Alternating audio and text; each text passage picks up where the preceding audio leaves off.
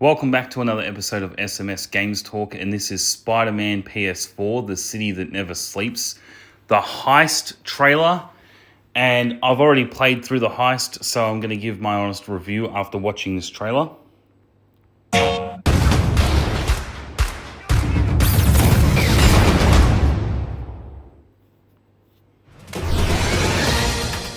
Welcome to Just the Facts with me, J. Jonah Jameson. Well, folks, lock your doors and hide the fancy jewelry, because guess who I've just confirmed is back in town? That's right, that feline felon, the Black Cat. No, I'm not talking about the original Black Cat, the elderly thief who my sources say still has undiscovered stolen art stashed throughout the city. I'm talking about the younger, new copycat. You know, not the kind of gal you'd bring home to mother. The same one that always seems to elude Spider-Man because someone can't stop thinking with his web shooters. Look, Spider-Man, I don't know if you're listening, but I get it. It wasn't that long ago that I was a young, naive 20-something myself. But if you think a fancy new suit is all you need to lock up a girl like that, well, have I got news for you. Maybe if you'd spend a little more time trying to actually catch her instead of goofing off and doing obstacle courses on that screwball internet game show, us normal folks would be able to sleep at night. You see, folks, if our hero can't help getting entangled with a known criminal, he should remove himself from the equation entirely. Instead, he's been seen playing with some sort of spider bot, butting into crime scenes, and getting in the way of the fine folks of the PDNY doing actual work. Maybe Spider-Man needs to get his head on straight and focus his talents on something more useful, like stopping a full-scale Magia gang war from tearing the city apart instead of flirting with a two-bit thief. Until next time, that's the last word from me, J. Jonah Jameson.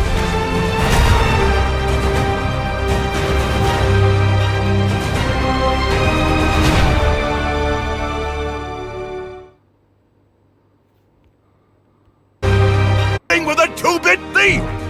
Until next time, Go back to that. That's the last word from me, J. Jonah Jameson.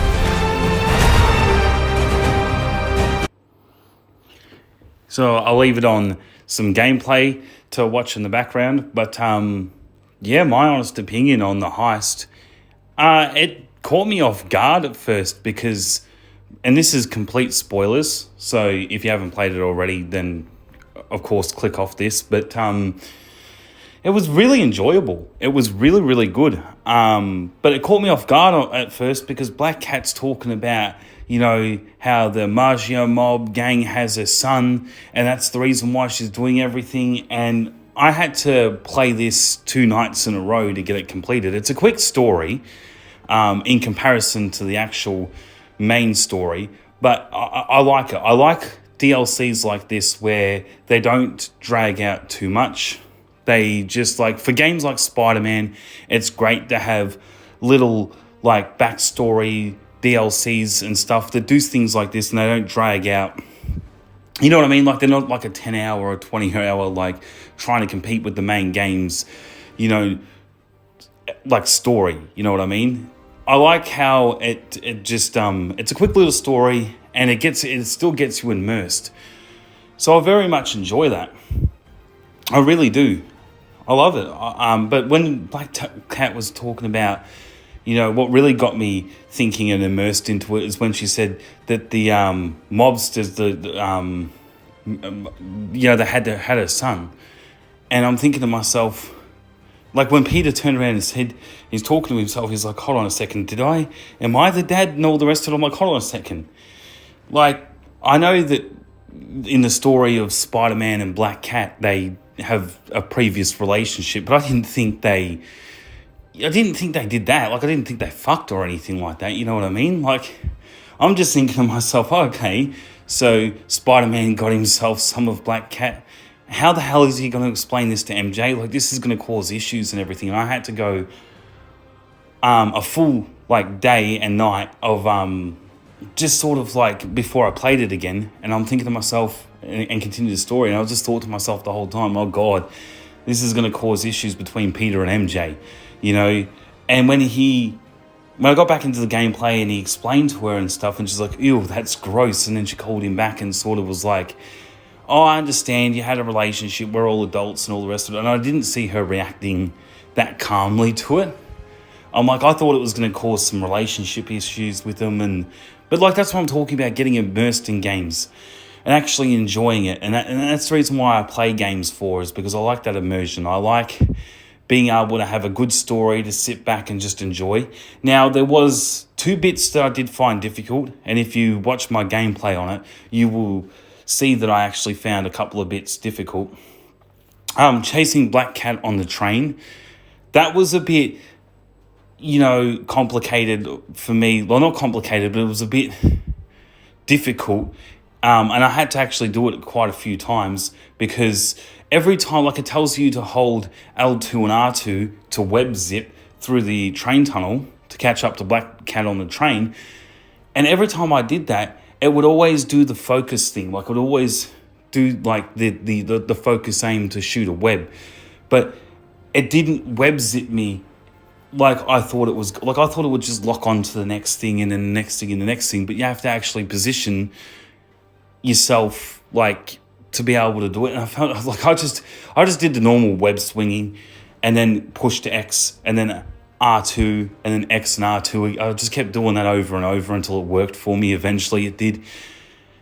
But it was frustrating because I had to do that a couple of times. And then even with, at the end of the game, when you reach the conclusion of everything and you get to the vault and you're convinced that Black Cat's son is in the vault, and that last part where you're fighting off all the gang members, and then they come in with all that equipment that, like, what's her name? The chick from Silver Lining.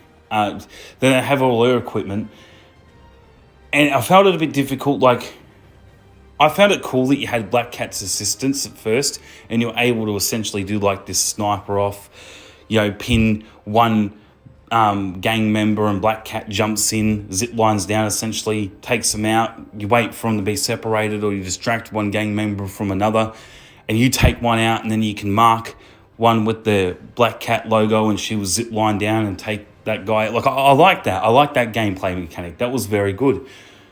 So just chasing Black Cat on the train was a little bit difficult for me, and also fighting all the gang members on the last mission of the heist got a bit tedious. It got like I'm thinking to myself, you got 2 big guys with the chain guns, and eventually I just got to the point where, and again, if you'll see this in my gameplay, I got to the point where I just, like, I didn't even bother to well, you may not see it in the gameplay because I actually cut it out because of the amount of times I failed the mission. So if I can cut out me failing the mission 20 times in a row, but I'm just saying, like, in the background, I had to go at this mission a fair couple of times. And that's what I like about recording on PlayStation 5 as well.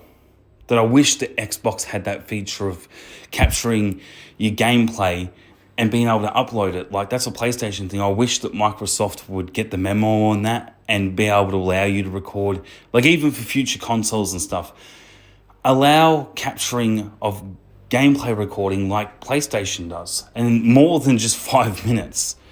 Do the same thing PlayStation does. Allow you to do live streaming, and I know you can go through Twitch and do it like that, but it's just too tedious.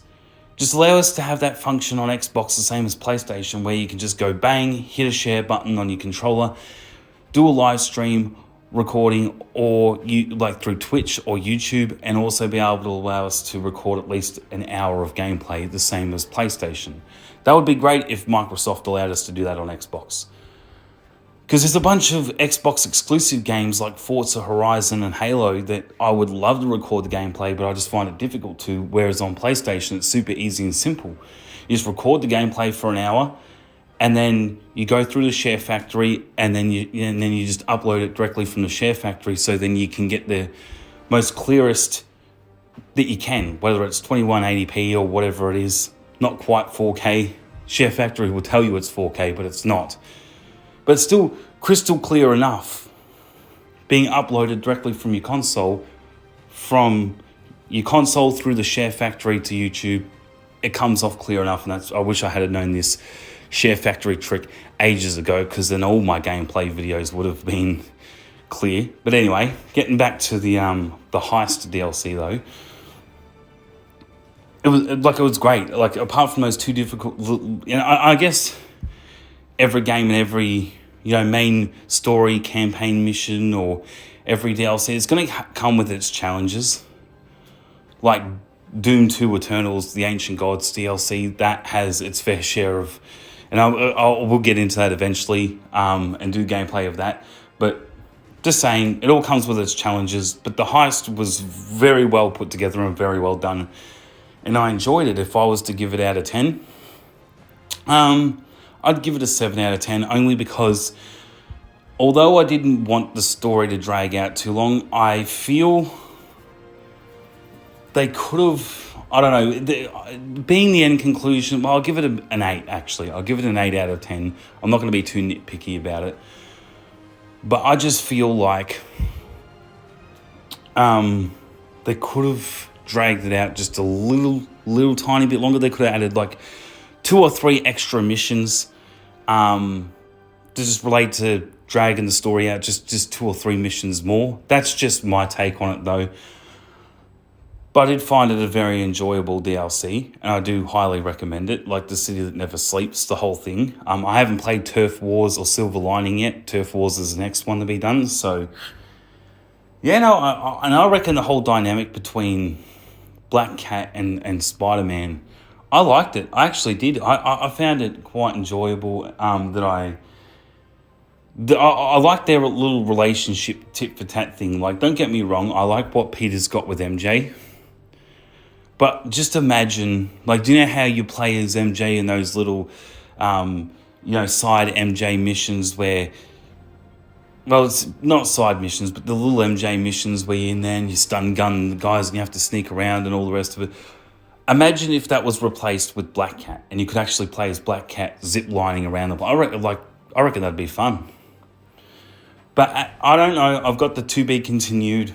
As far as I've gotten so far, is I'm just under the impression, I don't want to be spoiled or anything like that, but I'm just under the impression that Black Cat seems to have been blown up in the explosion by Hammerhead. I know Marvel, I know superhero movies, and I know how it goes in games like this. I know that Black Cat's not dead. 100%. There was no body recovered at the scene when you see MJ and Peter at the cafe at the end, the last end credit or cut scene, I should say, of the heist. It's just like nobody was recovered. And I felt for Peter too, because I felt like he was in shock that he could be a dad and he could have a son, and then finding out that Black Cat just bullshitted to you. And she just, like, that was a good shock, because I didn't see that coming, honestly. I actually thought that everything that she was saying, Felicia, Black Cat, obviously, I thought everything that she was saying was dead set the truth. Like, she was desperate to get her son away. Like, they kidnapped her son and was just using her to get all those USB drives from the paintings and shit. Like, I actually did. I was that stupid and I was that naive. I actually did believe Black Cat. I did think that Fuchsia was, I'm going to butcher the name a whole bunch of times, so just bear with me. But I did think that she was telling the truth. And then when she locked you in the vault, I'm like, you bitch. And then you see Peter obviously getting frustrated and banging his hand on the doors. And I'm like, oh, you bitch. And the fact that fucking Peter still goes after her and still wants to save her life. And I'm just thinking to myself, she screwed you over. And even she says it. You're too nice of a person. You're calling me back already. Oh, do you miss me? And I'm just thinking to myself, yep, this is a typical Spider-Man Peter Parker move. He just gets fucked over real bad, but still cannot ignore the fact that she's about to get her ass blown to bits by Hammerhead. So I'm like, okay. But she's not. I just know, I don't know whether in Turf Wars or in Silver Lining, I don't know. I would presume that Black Cat would pop back up and be like, I'm not dead. I survived the explosion somehow. And it'd be like, and this is just my guess at the moment from not playing Turf Wars and not playing Silver Lining yet, is I think my guess, if I had to take a stab in the dark, I would say she either had like an escape hatch or something like that, or she zip-lined out at the last possible second from the explosions somehow, magically, or it was some hologram technology. Maybe she was using a hologram, and that's why when Peter tried to web her, maybe it didn't. And I may have missed it, but maybe he tried to web her. The web didn't catch on. That's why he wasn't able to save her at the last millisecond, because it was a hologram, and he can't web a hologram. So maybe she just zip-lined out of the way at the last second. Maybe she's working with, I forget her name, but the Silver Lining chick. I'm just taking a stab in the dark. I'm just taking a guess. I think that Black Cat, now I'm butchering all the names. I think that Black Cat is working with the chick from Silver Lining. I reckon she's working with her. Or she could possibly be working with Hammerhead, and the whole thing was just I reckon Black Cat's working with somebody. And maybe she's working with Hammerhead and the whole thing was just a ruse, or maybe she's working with the chick from Silver Lining and they already knew that Hammerhead had explosives, and they purposely set it up to make it look like that he blew her up, and they had a plan all along. Or maybe Black Cat I don't know. I think I'm on the money with some of these things without actually knowing how Black Cat survived the explosion, but I know that she survived the explosion. I'm not that stupid. I'm not that naive. But I give it an 8 out of 10. I loved it. Very enjoyable. Very immersed in it. Would recommend it, definitely. And yeah, apart from those two bits, that I found a bit difficult, but it still provided a really good challenge for me, though. So, I just enjoy games like this. They have good stories. They have good DLCs and you can say Spider-Man, The City That Never Sleeps DLC, or you can say, even with The Witcher 3, Blood and Wine, and Hearts of Stone DLC, or you can even say Cyberpunk, Phantom Liberty. Like, there's a bunch of DLCs for a bunch of games that just add more to the experience. Now, some games have DLCs where it takes away from the experience because the DLC gets a bit silly and does some stupid shit that you never asked the game developers to do. You spent money for the base game and the base game was amazing, and then you get a DLC and you're like, oh, okay, this was shit. But no, definitely this wasn't that. No, but I really, really, really enjoyed it. So, yeah, that is Spider-Man PS4, The City That Never Sleeps, the Heist review. And, an 8 out of 10. It's just like when they do all the, add all the side things to it and stuff, it just gets the side quests, the side missions and stuff. I don't focus on that unless I want to go back to the game one day. And that's not a recorded... Well, maybe it is, I don't know. Maybe I am recording the gameplay, maybe I'm not. That's a 50-50. Really, but if I was to go back to the game, at least I've got a lot of stuff to do, but it's real tedious shit.